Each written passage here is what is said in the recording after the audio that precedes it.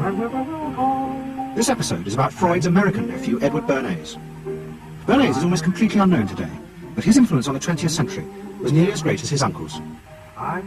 Because Bernays was the first person to take Freud's ideas about human beings and use them to manipulate the masses. He showed American corporations for the first time how they could make people want things they didn't need by linking mass-produced goods to their unconscious desires. Out of this would come a new political idea of how to control the masses. By satisfying people's inner selfish desires, one made them happy and thus docile. It was the start of the all-consuming self, which has come to dominate our world today.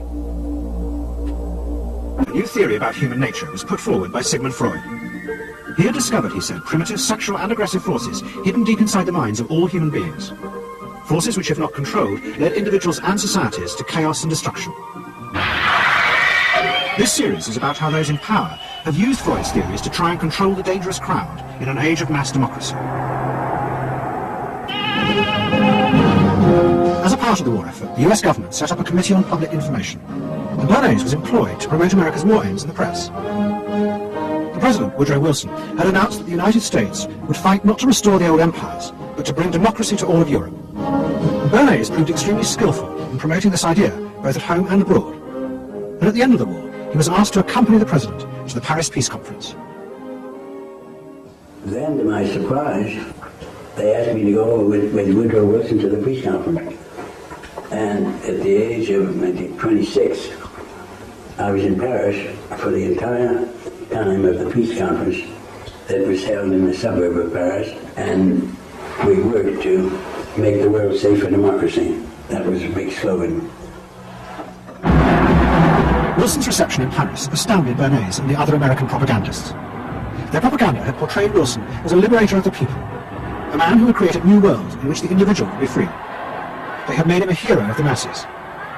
And as he watched the crowd surge around Wilson, Bernays began to wonder whether it would be possible to do the same type of mass persuasion, but in peacetime. When I came back to the United States, I decided that if you could use propaganda for war, you could certainly use it for peace. And propaganda got to be a bad word because of the Germans using it. So what I did was to try to find some other words. So we found the word Council on Public Relations. What Eddie got from Freud was indeed this idea that there is a lot more going on in human decision-making, not only among individuals, but even more importantly among groups, than this idea that information drives behavior. And so Eddie began to formulate this idea that you had to look at things that would play to people's irrational emotions. And you see, that moved Eddie immediately into a different category from other people in his field and most government officials and managers of the day who thought if you just hit people with all this factual information, they would look at that and say, oh, of course. And Eddie knew that was not the way the world worked. Eddie Bernays saw the way to sell product was not to sell it to your intellect, that you ought to buy an automobile, but that you will feel better about it if you have this automobile. I think he originated that idea, that they weren't just purchasing something, but they were engaging themselves, emotionally or personally, in the product or service. That it's not, you think you need a new piece of clothing, but you'll feel better with the piece of clothing. That was his contribution in a very real sense. We see it all over the place today, but I think he originated the idea of the emotional connect to a product or service. What the corporations realized they had to do was transform the way the majority of Americans thought about products. One leading Wall Street banker, Paul Mazur of Lehman Brothers, was clear about what was necessary. We must shift America, he wrote, from a needs to a desires culture. People must be trained to desire, to want new things even before the old have been entirely consumed. We must shape a new mentality in America. Man's desires must overshadow his needs. Beginning in the early 20s, the New York banks funded the creation of chains of department stores across America. They were to be the outlets for the mass-produced goods, and Bernays' job was to produce the new type of customer. Bernays began to create many of the techniques of mass consumer persuasion that we now live with. He was employed by William Randolph Hearst to promote his new women's magazines, and Bernays glamorized them by placing articles and advertisements that linked products made by others of his clients to famous film stars like Clara Bow, who was also his client. Bernays also began the practice of product placement in the movies, and he dressed the stars of the film's premieres with clothes and jewellery from other firms he represented. He was, he claimed, the first person to tell car companies they could sell cars as symbols of male sexuality.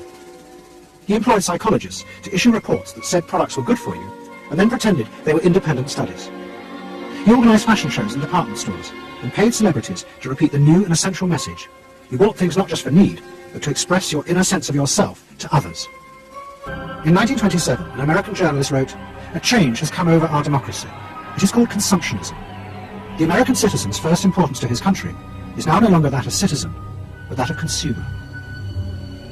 The growing wave of consumerism helped in turn to create a stock market boom. And yet again, Edward Bernays became involved, promoting the novel idea that ordinary people should buy shares, borrowing money from banks he also represented. And yet again, millions followed his advice. Bernays also suggested that Freud promote himself in the United States. He proposed his uncle write an article for Cosmopolitan, a magazine that Bernays represented, entitled "A Woman's Mental Place in the Home." Freud was furious. Such an idea, he said, was unthinkable. It was vulgar, and anyway, he hated America.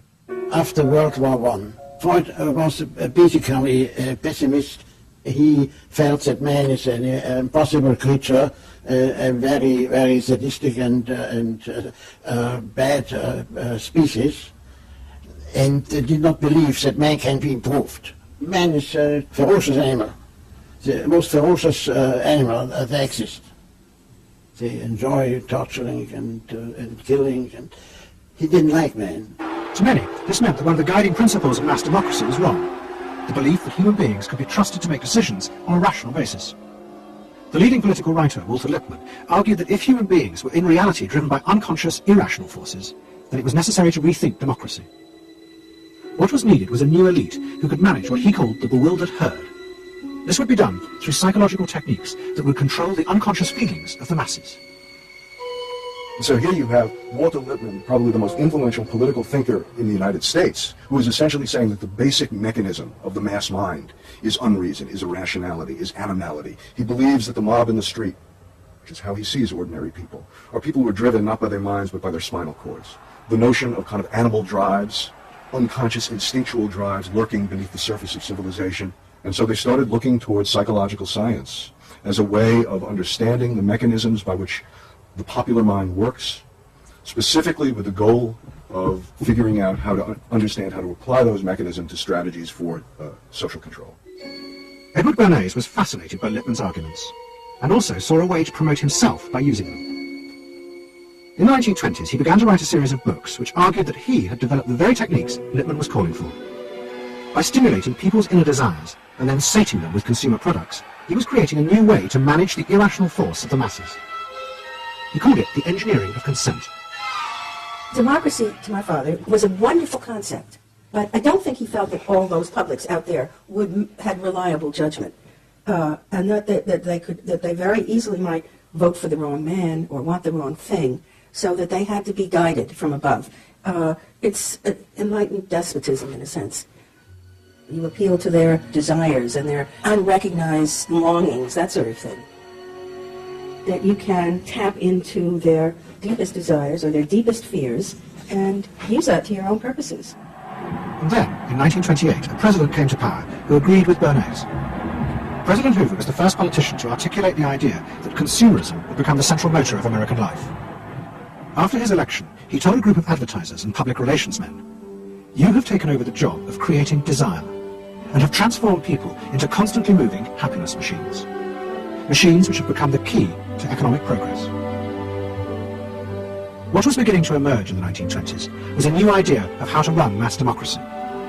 At its heart was the consuming self, which not only made the economy work, which was happy and docile, and so created a stable society. Both Bernays and Lippmann's concept of managing the masses takes the idea of democracy and it turns it into a palliative. It turns it into giving people some kind of feel-good medication that will respond to an immediate pain or an immediate yearning, but will not alter the objective circumstances one iota. I mean, democracy really, the idea of democracy at its heart was about changing the relations of power that had governed the world for so long. And Bernays' concept of democracy was one of maintaining the relations of power, even if it meant that one needed to sort of stimulate the psychological lives of the public. And in fact, in his mind, that was what was necessary. That if you can keep stimulating the irrational self, then leadership can basically go on doing what it wants to do. Freud, who was suffering from cancer of the jaw, retreated yet again to the Alps. He wrote a book called Civilization and Its Discontents. It was a powerful attack on the idea that civilization was an expression of human progress. Instead, Freud argued, civilization had actually been constructed to control the dangerous animal forces inside human beings. What was implicit in Freud's argument was that the ideal of individual freedom, which was at the heart of democracy, was impossible. Human beings could never be allowed to truly express themselves because it was too dangerous. They must always be controlled and would thus always be discontent. It was a form of democracy that depended on treating people not as active citizens as Roosevelt did, but as passive consumers. Because this, Bernays believed, was the key to control in a mass democracy. It's not that the people are in charge, but that the people's desires are in charge. The people are not in charge. The people exercise no decision-making power within this environment. So democracy is reduced from something which assumes an active citizenry to the idea of the public as passive consumers. Driven primarily by instinctual or unconscious desires, and that if you can in fact trigger those needs and desires, you can get what you want from them. Ever adaptable, Edward Bernays would work not just for the American government, but the CIA.